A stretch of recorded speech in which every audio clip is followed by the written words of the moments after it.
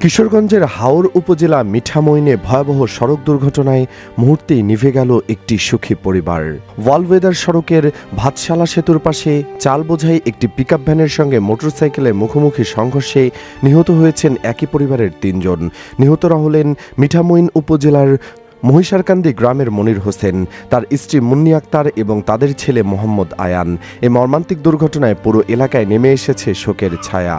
স্থানীয় সূত্রে জানা যায়, অষ্টগ্রাম থেকে মোটরসাইকেলে করে স্ত্রী ও সন্তানকে নিয়ে মিঠামইনের দিকে ফিরছিলেন মনির হোসেন। পরিবারের সঙ্গে হয়তো ছিল অনেক স্বপ্ন, অনেক পরিকল্পনা, কিন্তু পথে ঘটে যায় ভয়াবহ দুর্ঘটনা। বিপরীত দিক থেকে আসা চাল বোঝাই একটি পিকআপ ভ্যানের সঙ্গে তাদের মোটরসাইকেলের মুখোমুখি সংঘর্ষ হয়। সংঘর্ষ এতটাই ভয়াবহ ছিল যে ঘটনাস্থলে প্রাণ হারান বাবা, মা ও সন্তান। নিহত মনির হোসেন কিশোরগঞ্জ শহরের 2টি কোচিং সেন্টার পরিচালনা করতেন। একজন পরিচিত শিক্ষক হিসেবে এলাকায় তার সুনাম ছিল। পরিবারের একমাত্র উপার্জনক্ষম মানুষটিও এভাবে চলে গেলেন না ফেরার দেশে। ছোট্ট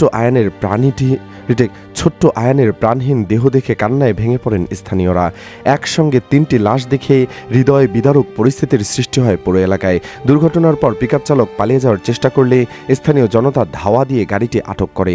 পরে খবর পেয়ে পুলিশ ঘটনাস্থলে পৌঁছে পিকআপ জব্দ করে এবং চালককে থানায় নিয়ে যায়।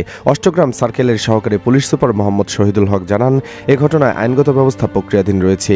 একটি পরিবারের হাসি মুহূর্তে পরিণত হলো শোকে। বাবা মায়ের সঙ্গে ছোট্ট ছেলের এমন করুণ মৃত্যু নাড়িয়ে দিয়েছে পুরো কিশোরগঞ্জবাসীকে। সামাজিক যোগাযোগ মাধ্যমেও চলছে শোকের মাতম। অনেকেই বলছেন, বেপরোয়া যান চলাচল আর অসচেতনতার কারণেই প্রতিনিয়ত ঝরে যাচ্ছে নিরীহ মানুষের প্রাণ। দর্শক, ঈদের সময় আমাদের দেশে যে পরিমাণ অ্যাক্সিডেন্ট হয়, পৃথিবীর অন্য কোনো দেশে হয় কিনা সন্দেহ আছে। এতে কি সরকারের গাফলতি আছে? কি মনে হয় আপনার? জানিয়ে দিন কমেন্ট বক্সে।